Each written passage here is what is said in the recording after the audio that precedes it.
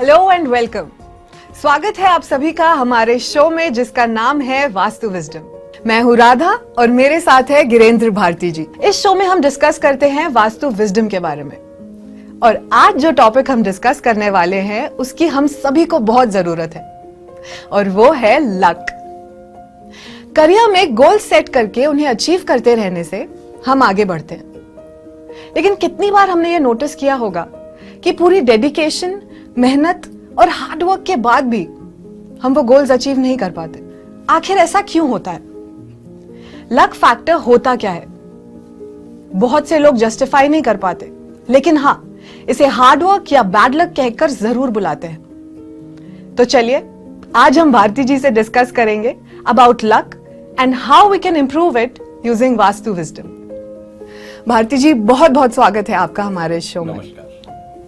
तो सबसे पहला सवाल हमारे दिमाग में आता है वो ये है कि आखिर लक होता क्या है? क्योंकि भारती जी, बहुत से मिसकंसेप्शंस इस टर्म को सराउंड करते हैं, तो आप प्लीज थोड़ी क्लैरिटी दीजिए कि लक क्या होता है। देखिए राधा जी, लक या भाग्य एक ऐसी चीज है जिसके पीछे सारी दुनिया पागल है। Everybody wants to be lucky. आपको एक बहुत इंटरेस्टिंग चीज बताता हूं मैं। एक इंग्लैंड के अंदर साइकोलॉजिस्ट हुए, डॉक्टर रिचर्ड वाइजमैन।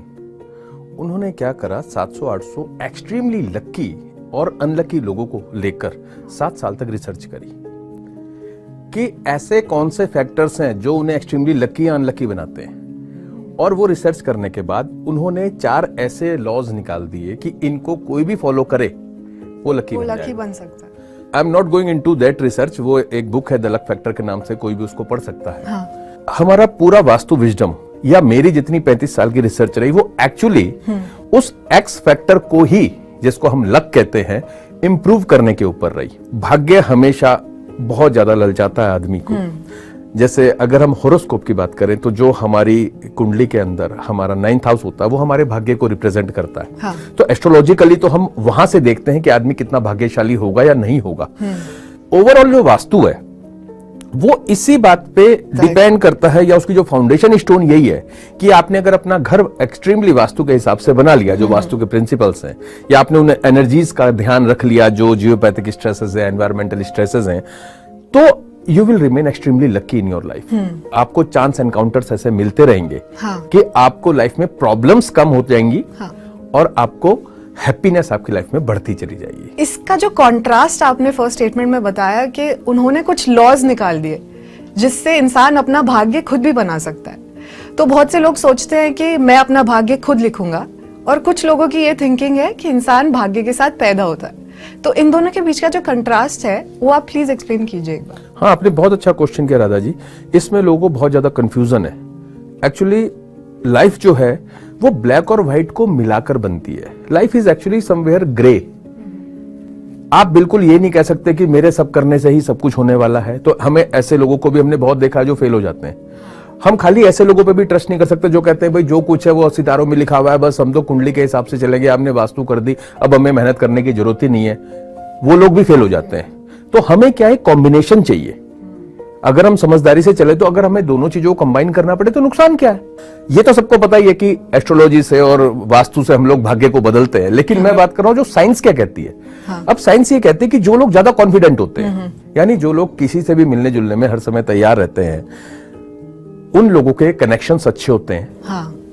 उनको ज्यादा पॉजिटिव आउटकम्स मिलने के चांसेस रहते हैं। करेक्ट। जैसे वो बच्चा जो किसी क्लास के कॉर्नर में बैठता है, उसके फ्रेंड्स बनाने की संभावनाएं कम हो जाती है बजाय उसके जो क्लास के सेंटर में बैठा है, क्योंकि उसके पास चांसेस ज्यादा है। जैसे एक साइंटिस्ट ने तो यहां तक बोला हुआ है, nobody can be lucky bye sitting in his मतलब अपने घर में बैठकर आप सोचो आप लकी हो जाओगे, यू कांट बी। आपको बाहर निकलना पड़ेगा, लोगों से मिलना पड़ेगा, इनिशिएटिव्स लेने पड़ेंगे, only then there are more chances कि आप लकी होंगे। This luck thing is very complicated scenario. मेरा तो चलो फील्ड ऑफ इंटरेस्ट यही था हमेशा से कि मैं अपनी लाइफ में और अपने जो क्लाइंट्स हैं या मेरे यार दोस्त हैं उनकी लाइफ में इंप्रूवमेंट किस तरह से कर सकता हूं। मेरा यही कहना था कि हमें साइंस को भी ध्यान में रखना है। हमको ये पता होना चाहिए कि लक के रेफरेंस में हमारी किस किस जगह पर लिमिटेशंस है, जो मैंने अभी आपसे शेयर करी, और साथ में ये भी पता हो कि मुझसे निकल कैसे सकते हैं। अगर आप रिसर्चेस में आए तो कोई भी ऐसी प्रतिस्पर्धा जहां पर numbers of people are there और उनको चूज करके किसी को फर्स्ट सेकंड थर्ड आना है, वहां पर जो भी लास्ट में जाता है उसके चांसेस 14% होते हैं फर्स्ट आने के। जो सबसे पहले जाता है उसके 3% चांस है। No, it is scientifically proven. तो हमें अगर इस बात का नहीं पता है, हाँ, तो हम फर्स्ट ही जाते हैं, हम सबसे पहले जाएंगे और हमारे चांसेस कम लगभग 11% कम हो जाएंगे। तो वी हेल्प पीपल। अभी जैसे हमने बात की थी कि वास्तु के अंदर हमने 32 एंट्रेंसेस हैं, 5 एलिमेंट्स हैं, 16 डायरेक्शंस हैं, 45 देवताज हैं।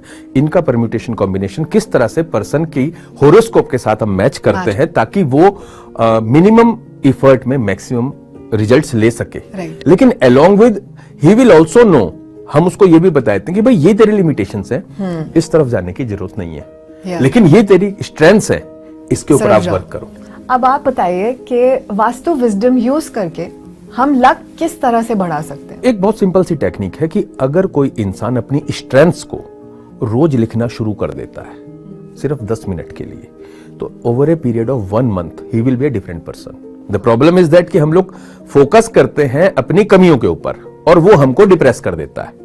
तो अगर वो सिर्फ इतना सा काम कि वो रोज अपनी स्ट्रेंथ्स के बारे में लिखता है, it is scientifically proven, it is not something I am telling.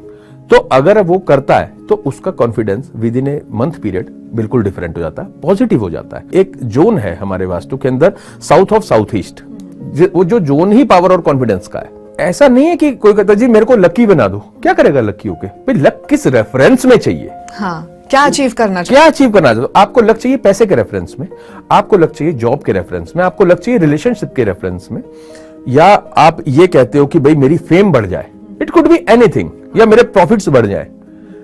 हर एक चीज के लिए वास्तु में अलग डायरेक्शन, एक डिफरेंट चीज है। हर एक चीज के लिए एस्ट्रोलॉजी में अलग प्लैनेट है, अलग हाउस है, अलग साइन है। देखिए, जो एक्सपर्ट होता है उसका यही फायदा होता है कि वो पहले आपसे ये फाइंड आउट करेगा कि किस रेफरेंस में लक चाहिए। आम आदमी को तो ये इतना ही पता है जी मैं भाग्यशाली हो जाऊं, बहुत अच्छा हो जाए, किस रेफरेंस में भाई? तो आप एक यूनिक सोल्यूशन दे पाएंगे। Unique solution. अगर किसी को क्या कहता है जी मेरे बच्चे की नौकरी लग जाए, तो उसको भाग्य किसी और रेफरेंस में चाहिए। हमें उसके कुंडली के 5th हाउस को इंप्रूव करना पड़ेगा, या उसके बच्चे की कुंडली के 6th हाउस को हमें इंप्रूव करना पड़ेगा, हाँ। या उसके घर के नॉर्थ डायरेक्शन को इंप्रूव करना पड़ेगा, उसके बच्चे के सिग्नेचर्स को इंप्रूव करना पड़ेगा। All these things we have to do. हमें उसके फेवरेबल कलर्स और डायरेक्शंस उसको बतानी पड़ेंगी, उसके नंबर्स उसको बताने पड़ेंगे। ये एक्यूमुलेटिव वे में उसके बिलीफ सिस्टम को देखना पड़ेगा। अगेन जो बात मैंने आपसे कही, वो कॉन्फिडेंट है या नहीं है, तो बहुत सारी चीजें इसमें काउंट करती हैं। आपके हिसाब से ऐसी कौन सी चीजें हैं जो हमें अवॉइड, इग्नोर करनी चाहिए अपने घर में रखने के लिए, सो दैट हमारा लक जो है वो रुके ना? कई साल पहले एक लड़की ने मेरे को फोन किया and she was alone, she wanted to get marry, लेकिन उसकी शादी नहीं हो रही थी। She was around 40। तो मैंने उससे फोन पे बात करते करते कहा, मैंने कहा आप हो कहाँ पे? उसने कहा मैं अपने रूम में हूँ। मैंने कहा अपने चारों तरफ नजर दौड़ाओ और मेरे को बताओ आपके रूम में क्या क्या रखा हुआ है। तो उसके ठीक सामने एक पेंटिंग थी जिसमें एक अकेली लड़की थी जो बहुत सैड थी। 2-3 और चीजें ऐसी थी जो एक सिंगल पर्सन को रिप्रेजेंट कर रही थी, और किसी भी मेल एनर्जी का वहां पे कुछ भी नहीं था। कोई भी ऐसी चीज जो आपका गोल है उससे अपोजिट वे में आपको लेकर जाती है। एक क्लाइंट ने मेरे को बुलाया, उनको ये था कि मेरा बिजनेस बहुत डाउन जा रहा है, उसको लक चाहिए था अपने बिजनेस के रेफरेंस में, उसको अपना भाग्य उस रेफरेंस में बढ़ाना था। मैंने उसके घर जाके देखा, उसने अपने बेडरूम में अपने बेड के ऊपर एक फोटो लगा रखी थी जिसमें समुद्र में एक जहाज फंसा हुआ है और आधा डूब चुका है, और उसने जो अपने बिजनेस की कंडीशन बताई थी that was exactly like this. तो वो उसको वहां पे नहीं लगानी चाहिए। ये तो अब आप समझ जाएंगे, आधा डूबा हुआ जहाज, उसके लिए तो डायरेक्शन देखने की भी जरूरत नहीं है। तो भारती जी, आपने बताया कि लक फैक्टर और हार्ड वर्क दोनों के बीच में बैलेंस बनाना बहुत जरूरी है। अगर हम इन दोनों के बीच में बैलेंस बनाएंगे तो हमारे जो रिजल्ट हैं वो हमें बेहतर और फास्टर मिलेंगे। इसके साथ साथ वास्तु विजडम अगर हम यूज करते हैं तो हम अपने भाग्य को और अच्छे से चमका सकते हैं। आशा करते हैं कि हमारी जो जनता है, हमारी जो ऑडियंस है, उनके मन में जो सवाल होंगे वो हम काफी हद तक सॉल्व कर पाए होंगे, उन्हें सॉल्यूशंस दे पाए होंगे। इसके साथ साथ मैं हमारी ऑडियंस को ये भी बता दूं कि अगर आपके मन में कोई भी स्पेसिफिक क्वेश्चंस हो या कोई ओपिनियन आप भारती जी से लेना चाहते हो तो आप कांटेक्ट कर सकते हैं। उसकी सारी डिटेल्स इस वक्त आपकी टीवी स्क्रीन पर हैं। जाने से पहले एक चीज जरूर कहना चाहूंगी that he who thinks he can and he who thinks he can't are both usually right. सोचिएगा जरूर इस बारे में. अपनी थिंकिंग पॉजिटिव रखिए, अच्छा सोचिए, अच्छा पाइए. जल्द ही मुलाकात होगी. See you. नमस्ते.